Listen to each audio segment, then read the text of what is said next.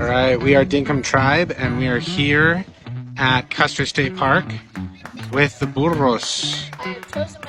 There's a whole bunch of donkeys here that are left over from when they used to use these donkeys to transport visitors. And now they just range free.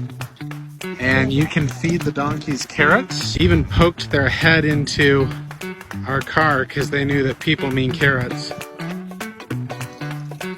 Just a whole bunch of them. They're very gentle, very used to people. Really, really beautiful place, Custer State Park. We've seen prairie dogs, we've seen white-tailed deer. I have no idea. I didn't know there would be so many kinds of donkeys. All these donkeys. More than happy for people's attention. The dog's barking and they have no problem with it.